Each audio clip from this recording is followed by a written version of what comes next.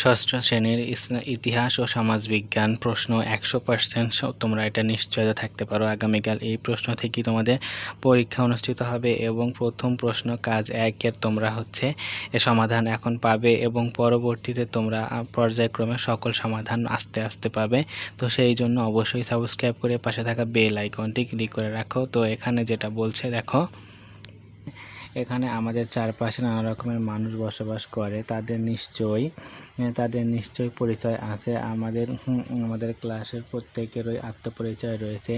এই আত্মপরিচয়ে রয়েছে সাদৃশ্য, বৈচিত্র্য এবং আমাদের মূল্যায়ন প্রথম কাজটিতে জোড়ায় সহপাঠীদের আত্মপরিচয় অনুসন্ধান করব। এরপর অতীত ও বর্তমান সময়ের মানুষের জীবন ও জীবিকা তুলে ধরব। সেই সাথে ভৌগোলিক পরিবেশে মানুষের জীবন ও জীবিকা শনাক্ত করে তুলনা করব। অবশেষে আমরা সমাজের নানা রকম আত্মপরিচয় মানুষের সাথে মিলেমিশে থাকার জন্য করণীয় বিষয়ে একটি প্রতিবেদন লিখব।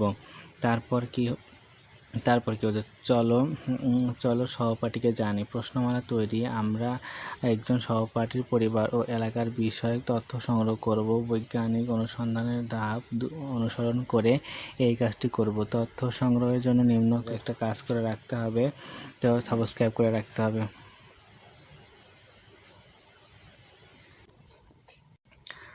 তারপর প্রশ্নগুলো খাতায় লিখব। কি প্রশ্নগুলো খাতায় লিখব এবং জোড়ায় কাজ। প্রশ্নগুলো খাতায় বা উত্তরপত্রে লিখব। জোড়া গঠন ও তথ্য সংগ্রহ। জোড়া গঠন করে সহপাঠীদের কাছ থেকে সাক্ষাৎকারের মাধ্যমে তথ্য সংগ্রহ করে কাজটি করব।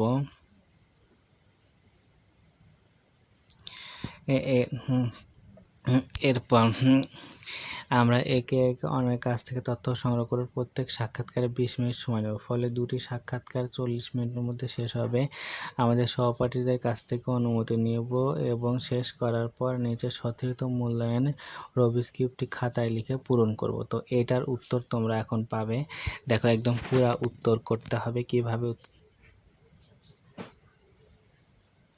তো এটা সতীর্থ মূল্যায়নের রুবিক্সে এখানে প্রথমে লিখতে হবে সহপাঠীর নাম, তোমার সহপাঠীর নাম, তারপর ইউনিক আইডি অথবা রোল নাম্বার, তারপর আমার মতামত হ্যাঁ নাতে তোমার মতামত নিছো কি না সেটাতে টিক চিহ্ন দিতে হবে। তারপর তা আমার সহপাঠী অনুসন্ধানের জন্য বিষয়বস্তু নির্ধারণ করেছে।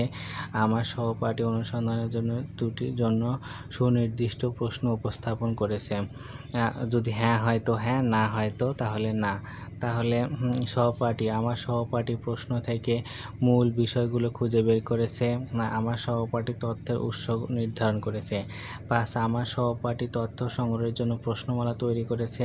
6, আমার সহপাঠী সাক্ষাৎকারের জন্য সহপাঠী আমার কাছ থেকে অনুমতি নিয়েছে। তারপর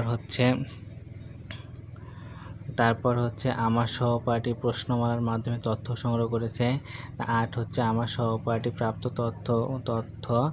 প্রাপ্ত তথ্য দুটির প্রেক্ষাপটে বিশ্লেষণ করেছে এবং মতামত দিয়েছে।